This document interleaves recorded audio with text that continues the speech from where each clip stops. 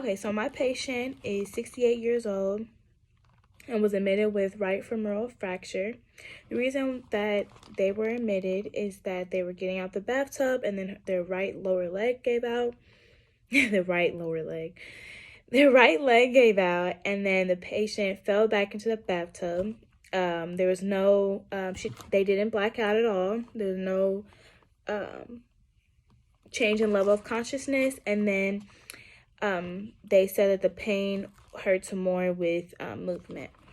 So the chronic problem list that this patient has is a lot. So they have benign neuroplasm colon, bursitis of the hip, chronic kidney disease stage 3, depression, GERD, hematuria, hyperlipidemia, hypertension, osteoporosis, pre-diabetic, renal failure, serum TSH levels abnormal, synovial cyst, TMJ disorder, and a UTI.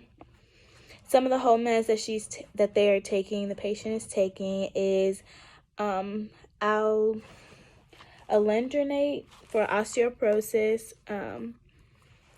amlodipine for hypertension, bupropion for depression, calcium for osteoporosis, Estrace vaginal cream for menopause, multivitamin just for nutrition, Norco for pain, and omeprazole for GERD. And I swear I've said that before. But so some of the patient info that other than what I've already said, they are allergic to Zoloft. They had a IV in them, IV lock. It was a 20 gauge, and then left anticubital. And they were a full cold. Vital was supposed to be Q8, and then their mobility was up with 1 with a walker. And so some of the meds that were ordered that were administered while they were there, they had pantoprazole, which was 20 milligrams PO. In the morning, the purpose was for GERD. Class was a PPI, and then side effects is headache, diarrhea, and dizziness. So it's important to monitor for decrease in acid reflux. So maybe decrease in hiccups, decrease in symptoms of GERD, so heartburn, and then also see the decrease. And then monitor for headache, diarrhea, and dizziness. So the next one is amlodipine, which was 10 milligrams PO. The class is a dihydropyridine calcium channel blocker. Purpose is hypertension. And then side effects is edema, headache, fatigue, and rash. So you want to monitor for a decrease in blood pressure. You want to make sure we take vitals, make sure heart rate is not too low, it's above 60, and blood pressure is appropriate. And then we want to monitor for edema, headache, fatigue, and rash. Bupropion, just 300 milligrams PO, extended release, given at 9. The class is unicyclic aminoketone antidepressant. Purpose is depression, and then side effects are rash, nausea, and migraine. So we want to monitor for signs and symptoms of depression, rash, nausea, and migraine, and then we want to make sure that we do not crush. Next drug is Docusate Senna. So it's 1 tab PO bid, so twice a day. It is a laxative stool softener, and the purpose is for constipation. Some of the side effects are cramping and esophageal impaction and diarrhea. So we want to monitor for when was the last monitor for stool output. So maybe ask the patient when their last bowel was and how it was, how it came out, and everything. And then we want to monitor for cramping, esophageal impaction, and then diarrhea. So that kind of goes with already seeing their consistency. Enoxaparin, so that is a 40 milligram sub-Q injection given every day. Class is an anticoagulant. purpose is to decrease thrombosis, and then side effects are bleeding, anemia, and diarrhea. So we want to be sure to monitor for a decrease in blood clots, monitor for edema that could indicate the blood clots, and then we want to monitor for any bleeding, anemia, and diarrhea, and make sure we teach to be careful because that is a blood thinner. So if they was to get bruised or get cut, they will be bleeding more than they usually would. Hydrocodone is another one, mixed with acetaminophen, PRN, from 1 to 3 out of 10, which is given every 4 hours as needed. The class is an analgesic, antipyretic, and an opioid. The purpose is for pain, and then side effects are lightheadedness, hepatotoxicity, dizziness, sedation, and nausea and vomiting. So you want to monitor for a decrease in pain. So when we give them every 4 hours, asking for the pain, monitor if the pain is decreasing after giving it. And then want to monitor for lightheadedness, dizziness, sedation, nausea and vomiting, and respiratory depression. These are all symptoms of an opioid overdose, and then hepatotoxicity because of acetaminophen. Morphine is given 2 milligrams IV push every 2 hours, PRN for pain from 4 to 6. And this class is opioid, purpose is pain, and those same side effects: sedation, respiratory depression, constipation, hypotension. So you want to monitor for pain. So I have them assess their pain levels, any other signs of pain, but we can just directly ask this patient. Monitor for sedation, respiratory depression, constipation, hypotension. So taking blood pressure before giving them medication to make sure that they won't go into a hypotensive crisis. And then assessing respiration,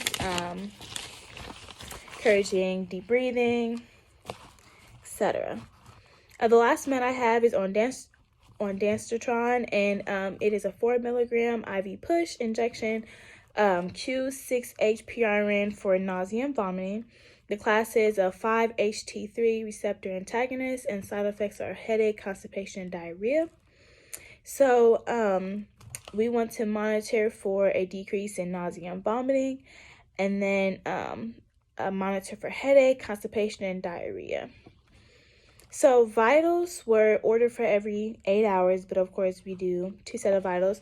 So the first set of vitals I had was the heart rate was 93, respirations 18, O2 was 94, blood pressure was 133/70, right arm lane supine, and then 36.5 for temp.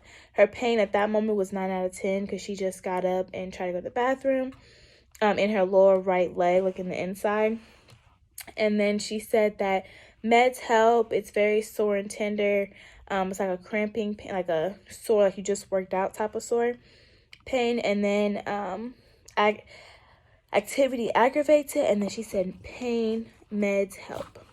So on the physical assessment, she was ANO ×3 the whole time. She was actually hilarious. She moved all her appropriately, had appropriate strength in all extremities, 5 out of 5. Her Glasgow score was 15. Her Morris Fall score was 80. Her lung sounds were clear bilaterally. Heart rate regular and clear.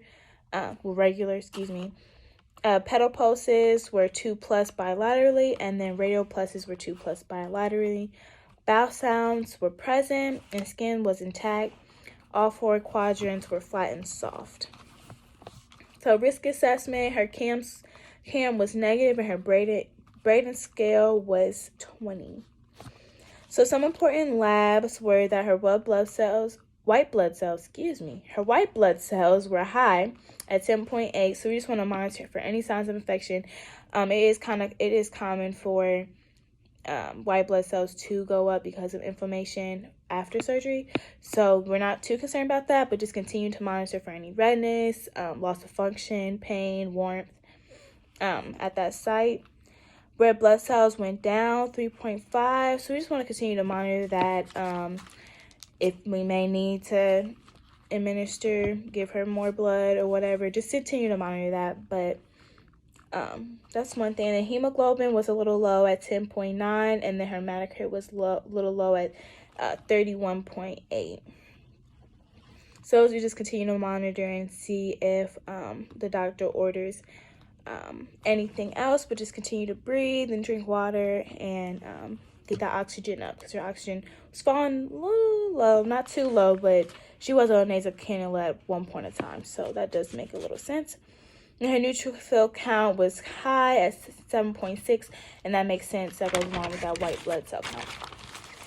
So on to the nursing diagnosis. So I had her for at risk for injury because of her weakness and sore pain in that right leg. So it's important to put bed alarms on. She doesn't go anywhere by herself. She assists with ADLs and activities as needed, as well as mobility, so anywhere, just going wherever she needs to go, helping her with that. And then administering pain meds before excessive activity is going to help with increasing her strength without just focusing on the pain. So and I actually was able to do that because the therapy came in and I was like, wait, can we give her these pain medications first, because I don't know how that's going to work without these pain meds. So that was really nice to be able to advocate for her. And so the goal was to remain free of falls by 3 o'clock by the time we left, and she was, so she met that goal. Acute pain is my next nursing diagnosis from the recent surgery, so it's important to assess vital signs and pain level. Use heat as a supportive therapeutic measure along with meds because it's past the 48 hours of surgery. And then encourage patient to deep breathe and relax to help with as a non-therapeutic technique. And then my goal was that the patient would report less than 3 out of 10. And she did report less than 3 out of 10 before I left. So that goal was met. My next one was deficient knowledge. So info was kind of misled at one point, and then just making sure she really understands that she has a lot of because she's kind of playful, so like just making sure that she really understands that her comorbidities and just everything she does, she has to be real careful with, because her body, it's not at 100%. So explaining that the use of heat instead of cold, so she was still putting cold on, she wasn't getting any type of relief. But since that inflammation already gone down, it's important that she puts heat on now, because now that's what's needed now. The cold isn't really gonna help, isn't as effective now.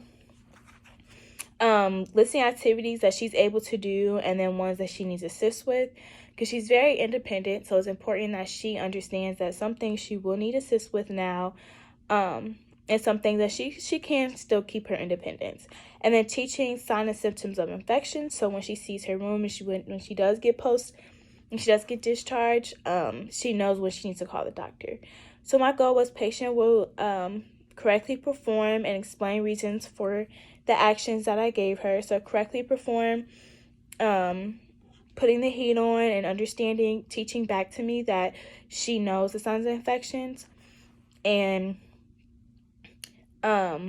that she understands this knowledge. And that was met. She was able to tell me that she knows that if the site just doesn't look right, she knows to call, but she didn't understand like all the signs and symptoms.